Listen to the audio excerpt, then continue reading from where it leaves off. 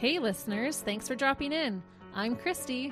And I'm Melissa, and this is Buried Motives, where we dig deep into the details of some of the most gruesome Dirtbag murderers.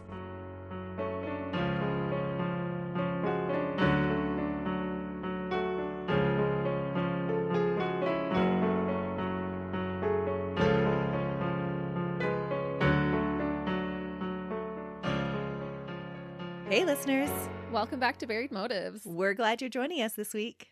We really are. And we've got some shout outs for some of our amazing listeners. We do. We are full into February now, and next week is Valentine's Day. So before I get into my case today, we wanted to give a heartfelt shout out to some of our listeners for interacting with us on Facebook. We want to share some of that love back. We do. So thank you, Iris, Pauline, Michelle, and Cheryl. Kaylee, Celia, Missy, Nikki, and Karina. You guys are all awesome. We love reading your comments, and we want you and all our listeners to know how much we love and appreciate each one of you for joining us. So we hope you have a wonderful Valentine's next week. And if you need a Valentine, we got you. Grab a snack and listen to a few of our episodes, and it'll be like we're right there with you. That's how I'll be spending my Valentine's Day. Yep. Don't they call it Galentines when a bunch of women just spend Valentine's Day together? And I know we have some male listeners, but you can be part of our Galentines too. Absolutely. But Chrissy's got a Valentine's Day case for us, don't you? I do. In the spirit of Valentine's, I thought I would bring you a case that happened on Valentine's Day in 2010. She hasn't told me anything about this case. Nothing. What should have been a fun-filled, exciting rendezvous instead turned out to be a devastating night of cold-blooded murder. Oh. We are going on a bit of a twisty ride, but because of good police work, the murder victim in today's case was able to finally get the justice they deserved. And as Melissa said, I purposefully haven't told Melissa anything about this case because it had me guessing the first time I heard it, which was just recently when I started searching for Valentine's cases to cover. So you want me to put in my 2 cents worth all the way through? Well, I think you do if I want you to or not. I'm just kidding. Of course I do. I'll be guessing the ending. I don't think you'll have too hard of a time. But there was a few things that surprised me as we were going through the case. So we'll see what you and our listeners think. Okay, we are starting in the place where most Valentine's Day tragedies start, with a loving couple. Husband and wife, Richard and Stacey Schoeck, lived a quiet life in Snellville, Georgia. Snellville is east of Atlanta, and the census for 2010, when the murder took place, was just over 18,000 people. Richard was born on June 25, 1963 in New Jersey, making him 46 years old on that Valentine's Day. Richard was a kind and loving guy. He loved the outdoors and was an involved member of his community. He graduated from Auburn University with an art degree. He served as a Cub Master for the Boy Scouts of America. He coached soccer, and he was a member of the Westminster Presbyterian Church. He loved to cook and spend time in the Georgia mountains, especially on his motorcycle. A unique passion that Richard has was a love for hot air balloons. He was even a hot air balloon pilot. What? Yeah, I thought that was kind of neat. I don't think I've ever heard a story about a hot air balloon pilot. No, me either. And so is he the victim or the murderer? Well, I'm not telling you yet. I'm kind of fingers crossed he's the victim because he sounds so nice. Well, no. Kill the nice ones? Is that what you're saying? Maybe not quite. I know what you meant. You don't want a really nice guy to turn out to be a dirtbag. That's right. Right. Which often can happen, though. Mm-hmm. Stacey was born in 1974, making her almost 11 years younger than her husband. She was 36 at the time. Stacey was career-driven and worked as a head administrator at the Georgia Spine and Neurosurgery Clinic in DeKalb County. She was described as being meticulous in nature, which I'm assuming would have made her good at her job. Yeah, you can see how those two would totally fit together. Mm-hmm.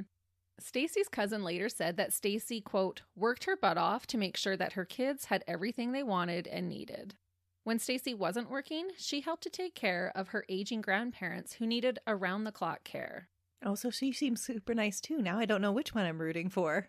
Richard worked as a facilities manager at a Gwinnett County medical building, but he was happy to primarily care for the children while his wife worked. So she was like the breadwinner. And he was Mr. Mom. Yeah. We've had a case like that before, Christy.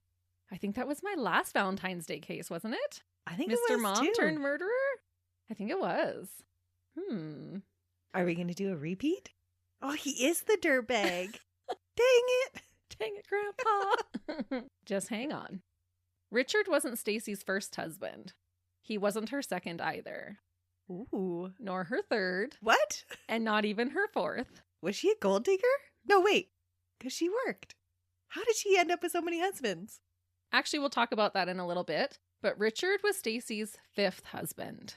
When they met, Stacey already had 3 sons from previous marriages. Okay.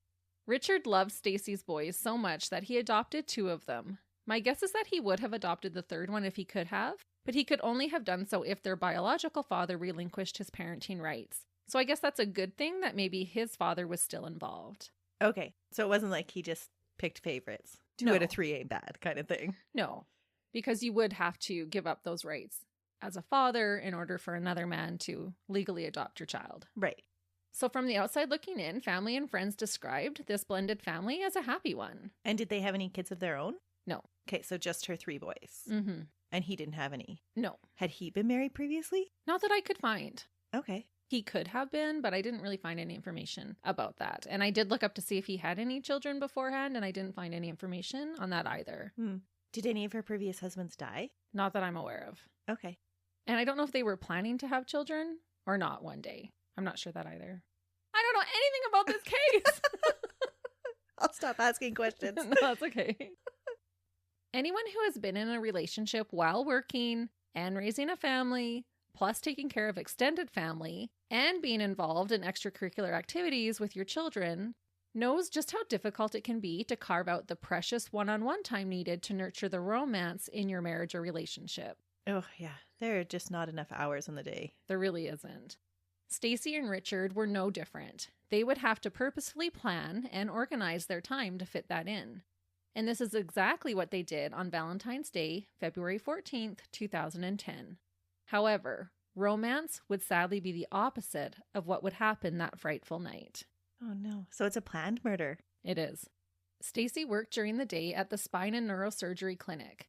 After she was done work, Richard cooked a nice dinner at her grandparents' house for them, and Stacey made sure her grandparents were taken care of. Stacey and Richard had planned to meet up in a secluded park later that night to exchange Valentine's gifts and cards and let one thing lead to another, meaning they would possibly enjoy a little rendezvous or romantic tryst in the park that night. Was that a common thing for them? Didn't they have a bed at home? I think it was kind of to keep that spark alive. They had planned to kind of get away out of the house, away from the kids. We'll go park like we did when we were teenagers. So they were trying to reignite some of that kind of Twitter patter that they had when they first started dating. Yeah, and kind of acting a little bit like teenagers. You know, how you'd go make out at a park. Okay. Maybe it's because we do this podcast, but I'm not meeting anybody in a secluded dark park, even if it is my husband. That's true. Especially when there's a perfectly nice bed that's private at home. You just told a lot about yourself, Melissa. Not that I'm not about spontaneity, but... They just thought this would be a fun little thing to do. I've been working all day. We've been taking care of the grandparents. We cooked dinner and ate with the grandparents. So now let's go sneak off to a park and maybe make out, exchange our little gifts. Did their grandparents live with them in their house? No. Okay. But the grandparents needed around-the-clock care. So Stacey would take turns with her other family members helping to take care of them. And then they also had nurses hired to help. The nurse who was scheduled to care for Stacey's grandparents hadn't shown up to the house yet. Richard still needed to stop to fill up his truck with gas, so Stacey told Richard to go ahead to the park and wait for her there. She would meet him there as soon as the nurse arrived, and then she could leave. He left the house around 8:15 p.m. I thought they had went together to the grandparents' house. No. But he was already there cooking supper when she came from work. Yeah. What a nice guy. Right. Really nice. The spot they agreed to meet at was a dark area at Belton Bridge Park in Lula, Georgia, a place they had discovered while motorcycling. Stacey was finally able to leave around an hour after Richard had, around 9:15 p.m. It took her roughly 15 minutes to drive to the park where her husband was waiting for her. When Stacey arrived, she easily found her husband's truck. It was still running, and the driver's side door was wide open, which cast a light from the interior of the truck out into the darkness.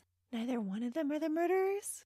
When Stacey pulled up to Richard's truck, she quickly saw her husband sprawled out, laying dead on the ground. Oh, no.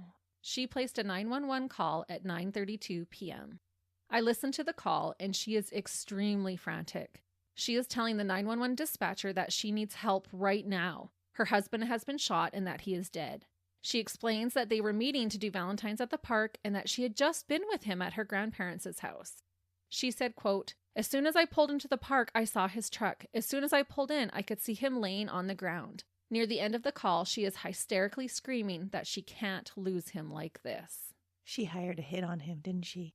Richard had been shot a total of 5 times with a 9mm handgun. Ooh. 2 shots to his abdomen, 1 shot to his chest, and 2 shots right in the face. Somebody didn't know what they were doing if they were hired hitmen.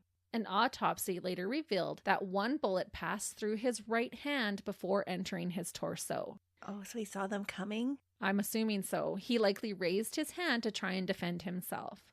The 2 shots to his face were fired from close range and penetrated his brain and spinal cord.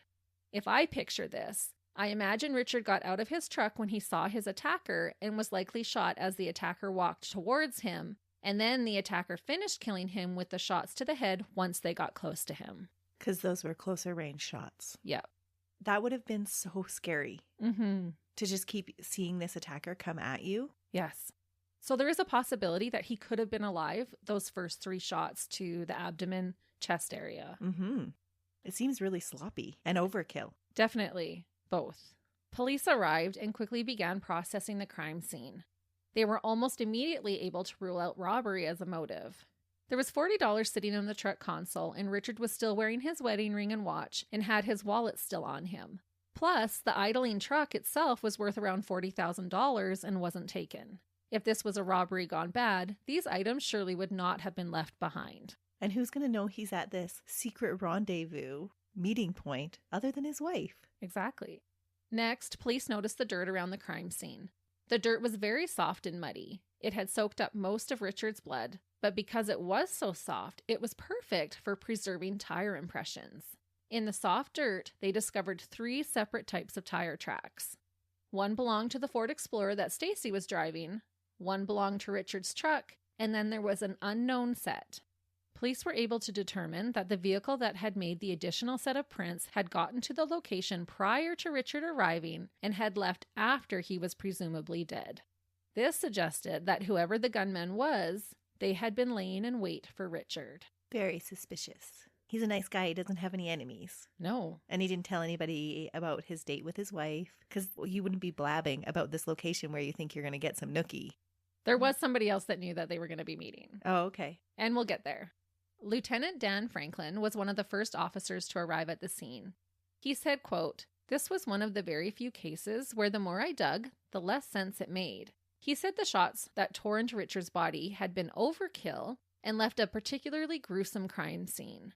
It seemed like the murderer had been too over the top to be random. Lieutenant Franklin said about Richard, quote, "It appeared that he had simply just pulled up and got out of his truck to approach the person who shot him, which is a compelling thing for us." Around the area where Richard's body was found, Lieutenant Franklin said, quote, "It was a very secluded place. There was no pavement, there were no lights, so it's a very eerie place, especially at night. Richard's just a regular guy who's unarmed, and he gets there and he's comfortable enough to get out of this truck and approach the person who ultimately shot him to death." So he knew him. That's what they're thinking at this point. Although if you see headlights approaching and you're expecting your wife to show up, you know how sometimes when headlights are directed right at you, you can't really see what's behind them. You just see the headlights. Maybe he just thought it was his wife showing up and got out of the truck to greet her. That's a good point. But the one thing that we can kind of derive from this is that he didn't feel threatened. If he was worried, he could have just put his truck in drive and pulled out of there. So he obviously didn't know what was coming when he got out of the truck. Right. The only smoking gun they had at this point was the ominous tire tracks. Police feared that finding whose car those tire tracks belonged to would not be an easy task. Tire tracks are pretty distinctive, though. They are. But then you have to find out who do they belong to. Mm-hmm. Anyone can go and buy a set of tires from the local tire shop. Before they start to search for the tires, police knew they needed to interview Richard's clearly devastated wife. They needed to know who would possibly want to murder her husband in such a violent way. While at the crime scene, Stacey blurts out to the cops that she had been having an affair. At the station, police record an interview with Stacey. During this interview, she explains more about her affair. And you can watch a lot of that interview online.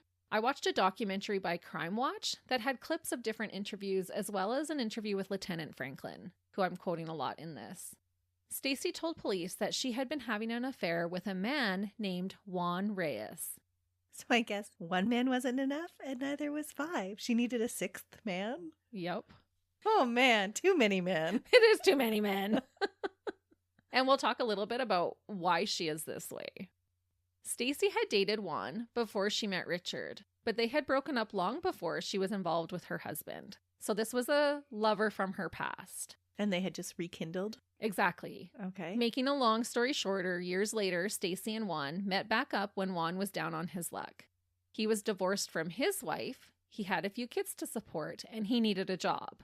Stacey decided to hire Juan to work as a surgical assistant at the clinic that she ran, despite him not having any previous medical training. Oh. You'd think for such a type A meticulous person, you'd want your employees to have some credentials. Well, she obviously felt a certain way about Juan. They had been involved before, and he was down on his luck. Yep, come, I'll give you a job.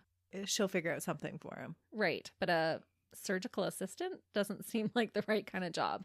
He had previously worked as a security guard at a swanky hotel. Oh, that's quite the difference in jobs. Yeah, so he did not have the training that he needed for that job. But as a security guard, he would have known how to handle a gun. True. Stacey admitted that Richard wasn't thrilled at the idea of his wife working with her ex, but she said nothing was going on with them at first. And eventually this would change, and Stacey would begin sleeping with and having a full-on relationship with Juan. During the interrogation, Stacey said, quote, I am in deep with Juan. When police asked if she thought Juan was responsible for killing her husband, Stacey said she didn't want to think that he was responsible, but that she didn't know. She also told police that Juan was fully aware that she was meeting her husband at the park for Valentine's that night. She had let him know, I can't spend the night with you. I'm meeting Richard at the park. My suspicious nature says she's just laying him out there for them. Well, either way, Juan Reyes quickly became number one on the suspect list. Police couldn't ignore that he could be a jealous boyfriend who wanted to eliminate his girlfriend's husband so he could have her all to himself. That story's been done a million times before, so it seems believable. Totally. How many times has that happened? Yeah. Police went to Juan's residence that same night, but no one answered. I believe it was around like 4 o'clock in the morning when they went. The next morning, they greeted him at his place of work. An immediate red flag was that Juan had changed his appearance. He had shaven his full beard into a goatee. Many criminals change their appearance to try and hide from police or look different than what might have been caught on any surveillance cameras. Oh no. So as soon as they see him, they're like, this is not what he looks like. He had just shaved his beard. Spidey sense is up. Mm-hmm. Police brought Juan into the police station for questioning. He agreed to speak with authorities without a lawyer present and denied having anything to do with Richard's murder. And I kind of thought innocent or guilty, not asking for a lawyer in a murder investigation is a bold move. That could go so bad. It really could. But did he do it purposely to show like, hey, I'm innocent, I don't even need a lawyer? Or did he just not understand the ramifications of not having a lawyer? I'm not sure. I can't speak for Juan as to why he chose that. Through speaking with Juan, police learned that Stacey was a sugar mama of sorts for him. Stacey was paying for his truck and his cell phone, and even paid for an apartment for the two of them to hook up in, like a little love nest. On top of this, she paid for vacations and purchased items for his children. Juan agreed to a polygraph test, but the results were inconclusive. And they're not reliable in the first place. They're not really, but he was willing to take it. They were like, will you take a polygraph? He's like, whatever you need. So he seems on the up and up, like he's telling the truth. Right. Juan admitted to having an affair with Stacey, but openly stated that she was just a means to an end. He was basically just using her. What do Juan's truck tires look like? They're not a match. And his tire trucks not matching doesn't necessarily mean that he wasn't driving a different car that night. Juan was divorced, but was actively trying to get back together with his ex-wife.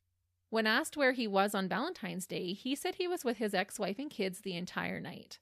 Police knew they would have to speak with Juan's ex to corroborate his alibi. Was he just a dirtbag cheater, or was he a cold-blooded killer who didn't want another man to get in the way of his meal ticket? Juan's ex-wife told the police the same thing that he did. Juan's ex admitted that her and Juan were trying to reconcile, and so she was staying with him at the time. Was she aware of Stacey and his arrangement? No, she wasn't. She told police that she had met Stacey on many occasions. He had even brought her to things like holiday dinners. She also told police that Stacey was good to her children with Juan, often buying them things or taking them places. The one thing that Juan's ex didn't know was that he was currently in a sexual relationship with Stacey. So she found out that they were actually sleeping together when all of this is happening now. After the fact. Right. So I think she knew that they had been together before. That they were still friends. Stacey had given him a job. She was super nice to him, gave him a truck. And she didn't have any inkling that they were having sex? I don't know if she knew that she was paying the bills. Okay. My guess is probably not. But she did come around for family dinners, bought things for the kids, was hanging around. Which is more than just a regular friend would do. Exactly. Despite finding out this disturbing bit of information, Juan's ex did confirm his alibi. She told police that Juan had gone to the video store with one of their kids and then spent the rest of the night at home with his family. And they had gone to bed quite early. And I thought with her just finding all of this out, she could have just easily thrown him under the bus. Oh, absolutely. Even just your initial emotional reaction would be to get him. Right. But she didn't. How smart is Stacey? Is she like 3 or 4 moves ahead of people smart? Well, she's the head administrator for a neurosurgery clinic. Like, she's pretty smart. That being said, police eliminated Juan as a suspect. Interestingly, I read that they did not search his vehicle. But when they searched Stacey's Explorer, they did find a Valentine's card made out by her addressed to her lover, Juan. In her truck as she's going to meet her husband. Yeah, there was a card as well for Juan. So at this point, at least we know she's a dirtbag cheater. Yeah. And police felt confident enough that Juan was not the murder suspect. So they didn't really look into him anymore after that. Okay. Is that going to be the twist? I'm glad you don't have this completely figured out yet, because I didn't yet either. Police, though, were back to square one. They continued to try and find a match to the tire treads found at the crime scene. While searching tires at tire shops, police were able to determine that the tire marks were made by Goodyear Integrity tires. It would be impossible to know who they belonged to without more information, but at least they knew what type of tires to be looking for. And I know we do have databases for shoe and tire treads, but I'm not sure if it doesn't include all treads or if that technology wasn't fully available at that time. But for whatever reason, the cops were searching tires manually. Thankfully, the true crime angels must have been smiling down on this case, because authorities received an unexpected break in the case. Lieutenant Franklin said, quote, "An IT technician at the spine clinic where Stacey worked called us. He said, when I went through Stacey's computer, I went to go ahead and empty her spam out of her inbox, but her inbox was completely empty for Friday, Saturday, and Sunday, the day of the murder. He said that's very unusual, and he said, but I have backups of all of those if you guys would like to have them. And we said, absolutely." Yeah, no kidding. And I thought, good on this guy for going to the police. Cleaning out junk mail from employees' emails accounts was part of his standard practice, and he knew that when he discovered Stacey's had been cleaned out already, something was up, because that never happened. I'm wondering if he was already a little suspicious of her character. Well, I think he would have heard the news that her husband had been murdered, right? That would have went around the office. Yeah. I don't think he was suspicious beforehand. He was just doing his regular maintenance of once a week, however often he does it, we clean out all the spam. And hers was completely cleaned out. Good on him for actually even recognizing it. Right? And had he not gone to the police, this case might have turned out so differently. Because this was the big break that they needed. Yay, IT. Yeah, whoever that guy is, they didn't even have a name for him, but good on ya. Good job. A warrant was issued for all of Stacey's emails, including the ones that the IT tech had backed up. This amounted to over 4,000 emails for police to comb through. I said it earlier, but I felt like police did a stellar job on this case. Often when we cover a case, especially when it comes to serial killers, police can get a bad rap for not catching a killer sooner, and because they are human, they do make mistakes. So it's nice to give them a deserved thumbs up in this case. This is a super nice way to follow up last week's case. Yes. That's why I thought I'd put that in there. We needed to give them a good shout out this time. But it's just the nature of our podcast that often, when we're talking about serial killers, it's because they slip through the cracks. Only 2 emails out of the 4,000 perked detectives' interest. Both contained requests to transfer money from a SunTrust account to a woman named Lenitra Ross. The account that the money was coming from was a real estate account for the doctor's office. Remember, Stacey was the head administrator for the clinic. The first request was $8,902 and was issued just a few weeks before the murder took place. The second request was on the Friday before the murder, again to Lenitra Ross's personal account, but for $1,100. Valentine's was on Sunday that year, so this request was just 2 days prior to Richard's death. With a little more digging, police learned that Lenitra worked at the same clinic with Stacey. She was employed as a medical assistant, but that wasn't all. Lenitra was also renting a home from Stacey, so she was one of her tenants. Police paid a visit to Lenitra and questioned her regarding why her coworker/landlord had recently transferred her $10,000. That's a little bit more than bonus money. Yeah, and if it's not, then I want that kind of work bonus. Yeah. Mind you, some people do get that for work bonuses. So true. Lenitra explained that there were repairs that needed to be completed on the house, and that is what the money was for. Lenitra was doing the repairs, and Stacey was paying for half of the costs. Apparently, one of the major items was a main water line and valve leak that needed repairing. This seemed to explain the movement of money, but something else happened to keep the police interested in this lead. Really? Does it explain the money? Could they find the plumbing bill? That was $20,000? She said she had receipts. Oh. She's like, no, it was repairs, and I have some receipts that I can provide you with. Okay. However, when police went to Lenitra Ross's home, they noticed a Chevy Impala parked outside. With Goodyear tires? Yep. But the reason that this perked their interest was because police had earlier been speaking with Stacey's cousin, Connie Hearn. Connie had expressed concern about a 2009 Chevy Impala that belonged to hers and Stacey's ailing grandparents. Stacey had taken the car and was supposed to sell it to help pay for their grandparents' medical expenses. The car would allegedly sit on Stacey's driveway and then go missing for weeks at a time before showing up again. According to Connie, Stacey eventually sold the car for $14,000, but the grandparents hadn't received any of that money from the sale. Connie felt like this was a little weird. Yeah, she's just doing everybody dirty. Yeah. So any guesses who the Chevy Impala parked outside of Lenitra's house belonged to? Yeah, Stacey's grandparents? Yep, Stacey's grandparents. And, like you already guessed, the tires on said vehicle were Goodyear Integrity tires, just like the ones determined to be at the crime scene. So they were like, she's given us a good reason to have this money, but here's her grandparents' car parked outside her house, and it has the same tires. We can't ignore this.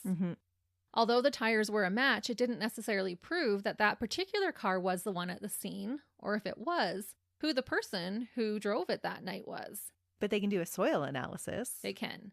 Police knew they needed to dig a little deeper before jumping to conclusions. Right now it's circumstantial evidence, but definitely strong enough evidence for them to look deeper into. Lieutenant Franklin decided to act on a hunch that he had to investigate cell phone records from that night. Speaking about their unknown suspect laying in wait for Richard to arrive that night, he said, quote, "My thought process is he going to sit there and twiddle his thumbs? Or what's he going to do? Or he's going to make a phone call. Lots of people text constantly." So he's thinking whoever the gun person is that's waiting for Richard is probably going to be passing the time on his cell phone. That's pretty smart. Yeah. The lieutenant was able to obtain a subpoena for phone records made around the time of the murder from a tower dump. He explained, quote, "When you make a phone call, your number, the number you dialed, the date and the time, and the duration of the call are all captured at the tower, and that information is saved at the tower.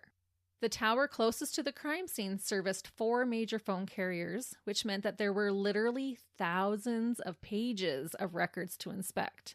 This seemed like an impossible task, especially when they didn't really know what they were looking for. But they could narrow it down to the time of the murder. They did, and that was still thousands and thousands of pages of numbers, because there was 4 main phone carriers that used that tower. So they could narrow it down to the time, but there was still thousands of pages of numbers. Oh, wow. And I don't know how many numbers would fit on a page, but a lot. Yeah.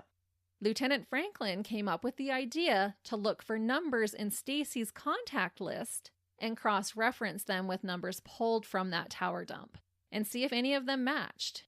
He said, quote, "I had to find a way. I had to teach myself how to do this. About an hour into that search, I found a number that was in Stacey's phone that had made a call from Belton Bridge Park, or the tower that services Belton Bridge Park, on the night of the murder at about 8:40 p.m. He explained that it was quite compelling that a call was made around an hour before the murder from someone in Stacey's contact list. This didn't mean that the call was to her. It just suggested that she might have known this person making a phone call close to where her husband was brutally murdered that night.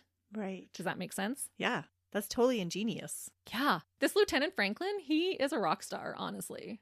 In Stacey's phone, the person that this newly discovered phone number belonged to was a man listed as Reggie.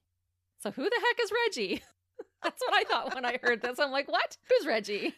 When I first read this, I was totally expecting the number to have belonged to Lenitra.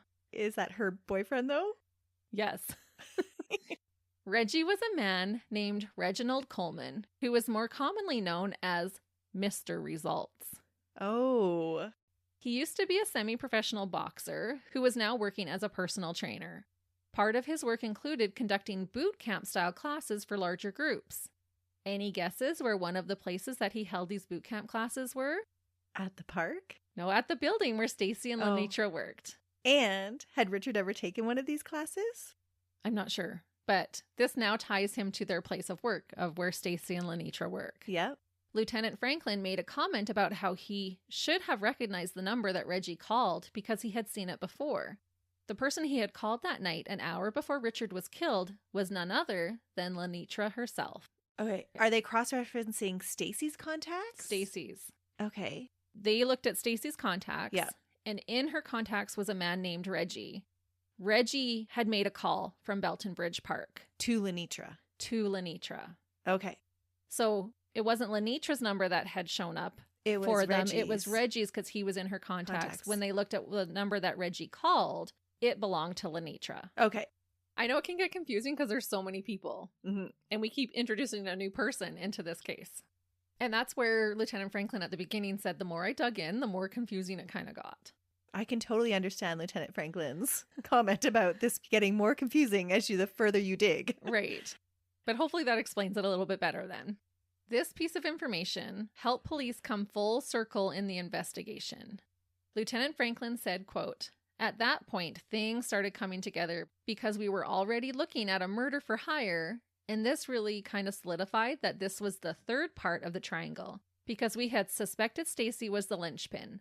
Lenitra Ross had received money in the weeks leading up, and now this was our third person that we felt was involved." Yeah, the actual shooter. All they needed to do now was put the pieces together, and piece it together they did.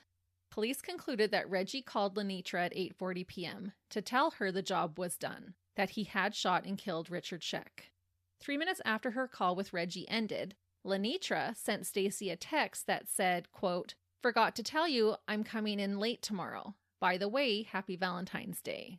That must have been their secret code. It was. The phrase Happy Valentine's Day was the signal or code to Stacey that Richard was dead, and she could now leave her grandparents' house to go and find him. So it was kind of their way of trying to not make it so direct. Because if Reggie had called Stacey himself, that would have made it more suspicious, right? Because they would have probably checked Stacey's phone records. Yeah. This way it was Reggie making a call to a third party. That third party texts her, and it seems totally innocent. It's about work and Happy Valentine's Day. So it was kind of smart of them how they had tried to set that up. Just not smart enough. Yeah. My mind is just boggled because I'm thinking, how do you even start this conversation with somebody you work with? By the way, I'd like my husband to be killed. Do you know anybody? Well, we're going to talk about that conversation. Okay. Don't worry. I got you. But I felt at this point, how heartless do you have to have enough nerve to drive to the spot where you know your husband has been shot to quote unquote discover him? What went through her mind in that almost 15-minute drive? Yeah, that is bizarre. Even getting that text, Happy Valentine's Day, like, would your stomach not have dropped? Like, my husband's dead. Well, she was in love with Juan, so what thought did she have to Richard anymore? I know. I'm still trying to figure out how Richard knew Reggie, because he got out of the vehicle and he didn't feel threatened by him. Right. But he did come and do boot camp classes. He may have met him at the office. Gotcha. On the topic of telephone calls, Reggie's record showed that he called Lenitra Ross back 17 minutes later from a different area after the shooting, I'm assuming to tell her that he had left the crime scene. Yeah, and to make arrangements to drop the car off again. Probably. And Stacey's record showed that before heading out to Belton Bridge Park to discover her husband, she called Richard's cell phone. When he didn't answer, she knew he was dead, and it was assumed safe to go and find him. So she went and called Richard just to make sure he wouldn't answer before she left.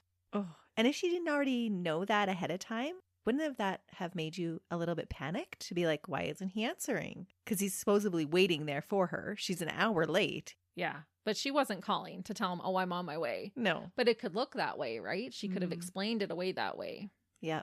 So I'm thinking, is she super smart? She's always thinking like 4 steps ahead of them. It seems like it. Yeah. Smart dirtbag. And I feel like if it wasn't for that IT guy, she might have gotten away with this because they would not have connected her to Lenitra or Reggie. Police were also able to determine that out of the 19,000 calls that Reggie had made between January 1st and March 15th of that year, no other calls were made from that particular cell tower, indicating that it was not a spot that he frequented, and he couldn't really explain away why his phone was recorded at that location.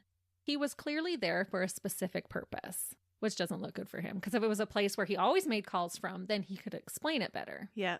So even that I thought was good police work too. It's just tying up loose ends. Exactly. 3 arrest warrants were issued. 1 for Stacey Schoeck, 1 for Lenitra Ross, and a 3rd one for Reginald Coleman. The next challenge for police was to coordinate their arrests so that one of them would not be able to alert the other 2 that arrests were coming. Police didn't want any of them to be tipped off and then flee. This took the coordination of many officers, and the operation was named Operation Tangled Web. Oh, and it was a tangled web. It really was, and they needed to get that Black Widow. Police were able to successfully pick up Reggie, followed closely by arresting Lenitra at a traffic stop.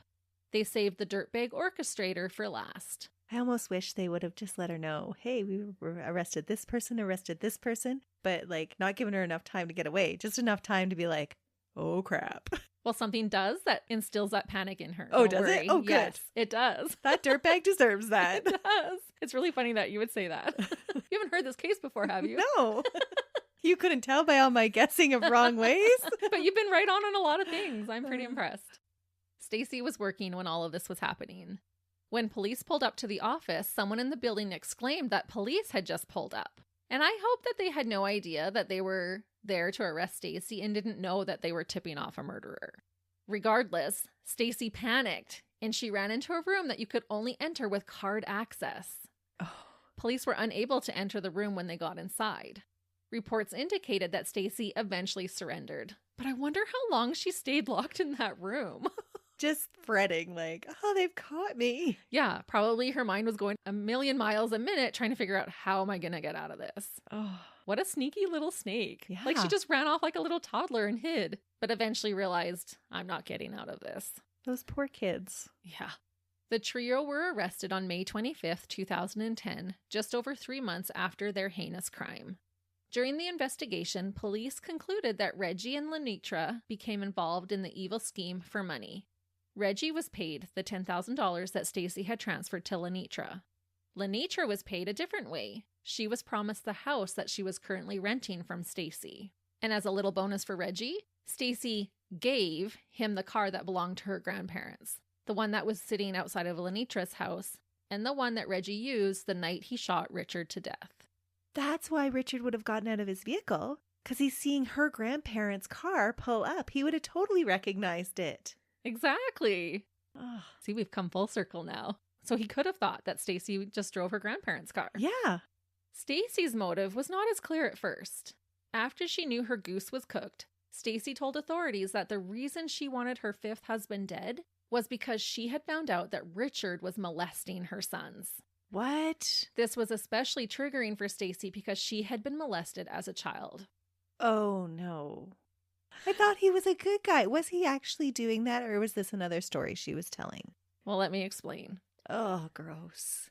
Stacey told Lenitra that one of her sons had come to her and told her that Richard was molesting him. During their conversation, Stacey told Lenitra that she didn't want to involve the police and she didn't want to get divorced. Instead, she wanted her husband dead. So this is that conversation that you're talking about. How do you just start talking to people that you want your husband dead? She confided in Lenitra at work. And Lenitra, being a kind friend, is like, I know a guy. Right? I actually have that in my notes. A good friend would likely offer sound advice at this moment and urge their friend to go through the proper channels to ensure their safety and seek justice for what was happening. Mm-hmm. Well, Lenitra did the opposite of that. She responded to Stacey by telling her that she knew someone who could do the job. If Stacey wanted Richard dead for touching her boys, she could help. That person was, of course, Reggie. Reggie was Lenitra's on and off again boyfriend and baby daddy. Lenitra assured Stacey that this wasn't Reggie's first rodeo. He was Mr. Results. Right. He did hired hits on the side to supplement his income. From this conversation, the trio met up in person, and a sinister plan to murder Richard developed between the three of them. They even went to the park to scope out the area. And Reggie was like, yeah, this is perfect. I might use this area in the future too. So he was this practiced hired hit, and that's why he didn't just do it with one shot. He made it look like it was an amateur. Yeah, and overkill. Yeah. It later came out in court through testimony of Stacey's own child, whom she claimed was being sexually assaulted by Richard, that this claim was false. Oh, good. I was right about Richard. Yes, we're clearing his name. All that this son had said to her was basically that Richard was more restrictive than she was. She just made up this whole story to get with Juan, who didn't even want her in the first place. Well, I think she said this to manipulate Lenitra and Reggie into helping her kill her husband. Stacey would claim that her son did say those things and then later apologized to her for lying. And that smells like a little bit of hogwash, if you ask me, and speaks to her level of dirtbaggery to try and blame her son for her actions. Yeah. Because he testified and he's like, no, I didn't say that. I just said he didn't let us do the same things that mom does.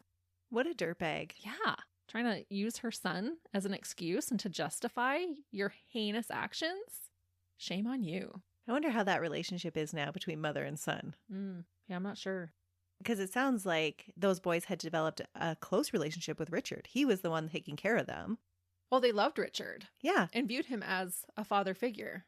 And so she took out the person that loved them and that cared for them. Mm-hmm. And then she's throwing her kids under the bus and blaming them. Yeah, he cooked for them. He was involved in their activities. He was a good dad. Ugh, what a dirtbag. Absolutely. To understand more about Stacey's real motives, we start with her childhood. One source I found stated that Stacey's father had passed away when she was a child. Between this and being sexually assaulted as a child, Stacey developed a significant attachment disorder. Some believe this attachment disorder was one of the reasons she had been married and divorced so many times. That makes sense. Mm-hmm. Trust issues. Great. And almost a little bit of self-sabotage. She has this great husband and has to have an affair to ruin it. Stacey also admitted later that part of her reasoning for having her husband killed instead of divorcing him was because he had adopted 2 of her children. Richard was the primary caregiver, and she was worried that if she divorced him, he might be awarded custody of their boys. She had been through 4 divorces and didn't want to go through a 5th. About Stacey, District Attorney Lee Dara stated, quote, Stacey Schoeck was controlling and manipulative. She used people to the extent that she needed them, and beyond that, they just didn't matter. And I feel like this statement goes along with the idea of her having a significant attachment disorder. Oh, absolutely. Those two go hand in hand. Mm-hmm. Police would also come to learn that Stacey had sweetened the deal of her husband's death by taking out life insurance policies on his life, totaling $560,000. So did they find that out after the fact, or is that one of the reasons why they were totally looking at her for a hit? I think they found it out kind of after, maybe around the same time. I'm not sure. Mm. It wasn't the first thing they found out. So she was smart enough not to go knocking on the insurance company's door looking for a payout right away. Yeah, one of the only ones not to do that. Yeah. It seems. One of those policies was taken out in November of the previous year and had just become eligible to claim on February 1st, just 2 weeks before the murder. So there was definitely some calculated timing there. Police found more evidence, things like finding matching 9mm bullets inside a pill bottle that came from the office where they all worked. But it turned out that all this evidence wouldn't be needed to convict Stacey. She confesses. She does. With so much evidence stacked against them, Stacey and Reggie both decided to plead guilty to the murder charges against them. Stacey had complained during her confession that Reggie botched up the plan. He was supposed to make it look like a robbery and was supposed to only shoot him once so he wouldn't suffer.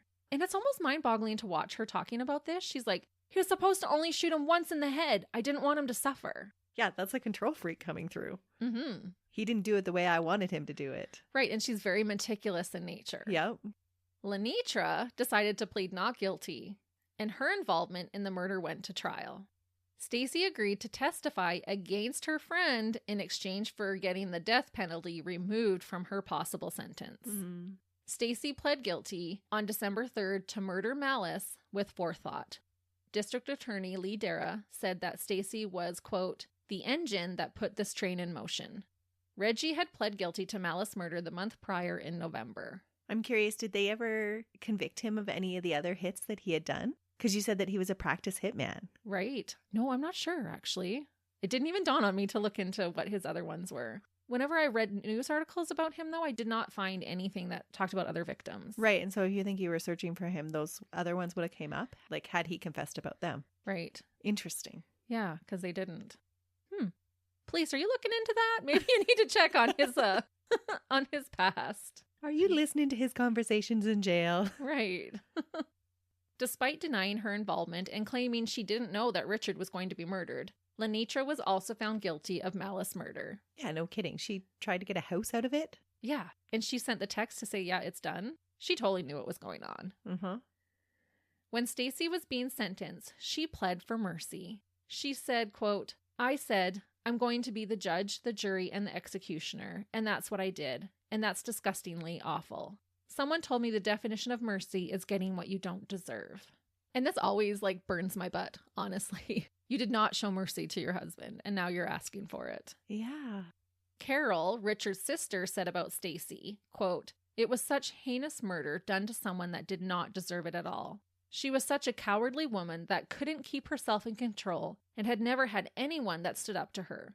When you get too much power and control, you just believe you can do anything. Oh, and that is true. We see that time and time again. We really do, on so many different levels. Uh-huh. All three dirtbags were sentenced to life imprisonment without the possibility of parole. The only way they will leave prison, according to the district attorney for this case, will be inside a box. Oh. Insert mic drop. That's what he said during his interview, the district attorney I was talking about. Yeah. It's like the only way she's coming out of there is in a box. Boom. I was like, whoa, you go, guy. So I had to put that in there. That is very fitting. Yes. A heartbreaking consequence of this is that 4 boys lost their parents through this ordeal. Reggie and Lenitra's son, I believe, was only 5 at the time of the murder. And now both his parents are incarcerated for life. Hopefully he's with better people, though. Hopefully. The same thing goes with Stacey and Richard's sons. I couldn't find any information about how they are doing now, and to be honest, I didn't look too hard. As in other cases, I feel they deserve anonymity. They didn't ask to be involved in this case and are victims as well. The only thing I did find was that Stacey's youngest son was raised by his biological father, and he had expressed as a child how much he missed both his mom and daddy Richard, which is so devastatingly sad. Yeah, to lose both parents would have been so difficult. Mm-hmm. That's why I said, poor kids. Yeah. And I'm not sure where the other 2 boys went after that. But it seemed like they had loving family to help and support them. Oh, that's good. Stacey's family say that she has kept busy behind bars and that she has found God. She was said to be studying to become an ordained minister. Could you imagine if that was your minister's background? Yeah. And I don't know, can that happen? Can you become a minister when you are a convicted murderer? Is there rules about that? I don't know.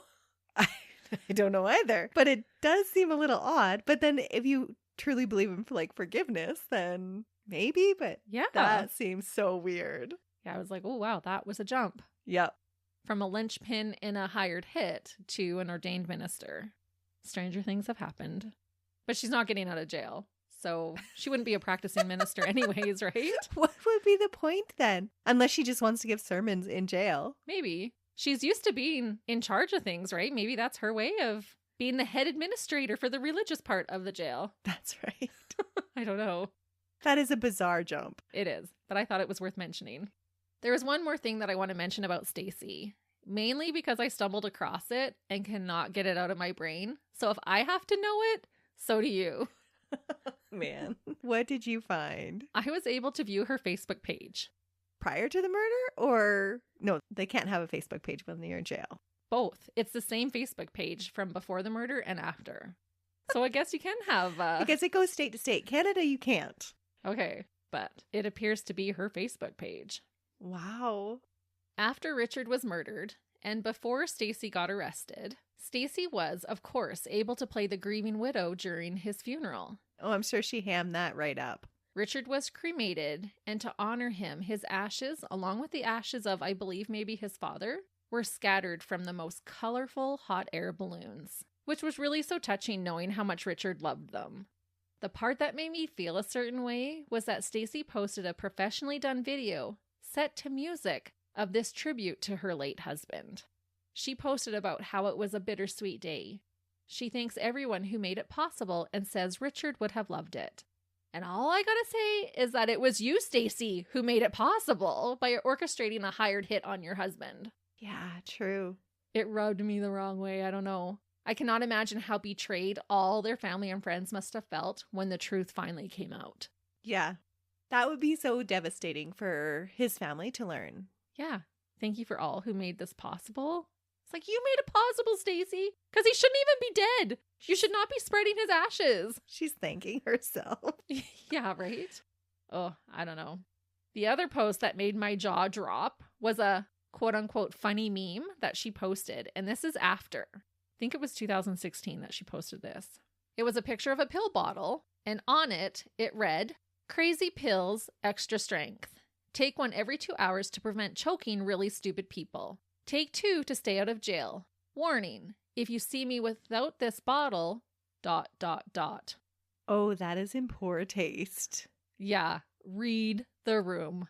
Holy cow. I was like, after this, I decided I don't really want to see personal Facebook pages of murderers anymore. No, that is not funny. No. And it just made it like way too personal for me to see her personal Facebook page. Yeah. I didn't actually enjoy it. I found it through my research. It was listed as a reference from their research because if you just go in and you type her name, it doesn't come up. So I'm not sure where they found this. That's crazy. Yeah. I can't remember which place it was that I found it, but you were source checking. Yeah. And I was like, oh my goodness, here it is. I do want to end on some things about Richard and with some statements by his loved ones. But before I do that, I want to quickly fill you in on a little rabbit hole that I went down with this case. The park where Richard was murdered has seen multiple murders, including Richard. 5 people have been murdered there over the years. Well, it sounds like it's the perfect place. It's secluded. You can drive right in. You can drive right out. Yes. And so I'm just going to go over the other ones that were murdered there really quickly. In 1979, a 44-year-old man named Edmund Hoyt, or Beetle, was found dead with a gunshot in the back of his truck, which had been submerged 5 feet under the water of the Chattahoochee River that runs through the park. In 1981, a man named Mark Desnoyers picked up 3 hitchhikers in South Carolina. The hitchhikers killed him and dumped his body in the river at the Belton Bridge Park. In 2004, a 20-year-old man, James Carlton Smith, who was a former East Hall high school football player, was stabbed to death during a large gathering or party at the park. And then Richard was the 5th victim to lose his life there in 2010. I wonder if Stacey knew that history. Maybe. And she's like, look, people have gotten away with it here. I wouldn't put it past her, to be honest. Where is a good spot to do a hired hit? The park was closed for a while after Richard's death, but has since reopened. Some improvements have been made to the park. The Hall County Sheriff stated that lack of the paving and lighting had made the park a haven for criminal activity. I know the hours that the park is opened has changed from sunup to sundown, but I wasn't able to find what other specific changes, if any, were made. Doesn't that make you want to go to that park now? If they have to change their hours because there's been so many murders, I'm like, nope, not on my list to visit. No, I thought you were being serious. I was like, no, Melissa, I don't really want to go there. No, I was being sarcastic. Oh, it looks like a beautiful park. I did look up pictures of the park, and the river does go like right through there, and it's a beautiful area, but not for me. Not this small town Canadian girl. I'll stay here, thanks. Lots of other beautiful parks in the U.S. that we would love to go visit. Yep. Okay, now let's end on Richard. Like I said, after his funeral, he was celebrated with a balloon launch, which was such a special send-off for him. In addition to this, to honor his personality and his love of art and colors, family requested those who attended to wear their favorite color instead of the traditional black attire usually worn to funerals. They also asked for donations to be made to the Boy Scouts of America in lieu of flowers, which I thought was just so fitting for Richard. It's very personal. Mm-hmm. About Richard, his sister Carol said that he was always a big kid. His niece described him as the cool uncle and said he did fun things with them like roller skate, throw around a ball, and color. Stacey's cousin Connie said that Richard was the best of all her husbands. She said Richard was a great father and brought a lot to the table when it came to their marriage. One of Richard's co-workers stated, quote, "We have all felt emptiness in our lives not having Richard around. His family has since stated that they will never allow him to be forgotten." And that is the story of a dirtbag woman so selfish that she decided to hire a hit on her own husband to avoid having to go through the trouble of a fifth divorce. The calculated and cunning worm, Stacey Schoeck. That was a crazy case. Yeah, it had me guessing when I first listened to it. Yeah, there were several twists and turns. Mm-hmm. Good job, Christy. Bad job, Stacey. Yeah. But I hope that all of our listeners will have a better Valentine's Day and be kind to those that you love. And hopefully you find a safer place for those little Valentine's trysts or little rendezvous that you might experience. Yeah, no dark parks. No. But I don't know if you want a well-lit park either. That is true. Just find a safe place and go maybe together. Don't meet there. That's right. And that's how we'll end today's case. But we'll be back next week, and we hope you'll join us then. See ya.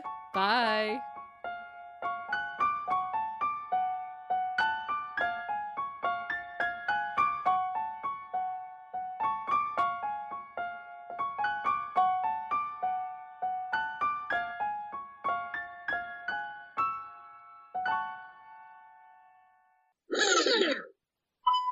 And I wasn't there to censor you. No. I need a 24/7 censor. Melissa, don't say that. Melissa, don't say that.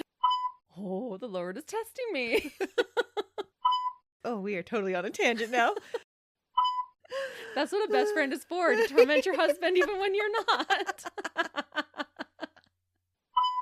My cheeks are sore already. I haven't been smiling enough lately. My face is like, what's this? Now we're 15 minutes in and we still haven't gotten back to the It's case. true. And we just, we're like one paragraph into all my notes. I'm laughing so much. I'm like sweating over here. I'm like, none of that is like scripted. We're just crazy together. So I was like, I have to be a big girl and call them myself. Big girl panties, Christy. I put them on. What's happening to us today? I don't know, but we need to record. We do. Okay. It's 11:20. Oh dear.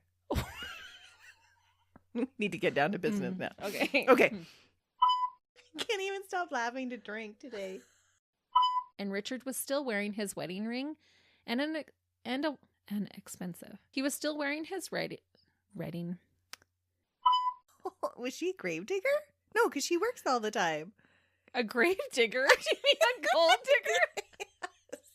So, okay, repeat. Stop laughing so I can say it.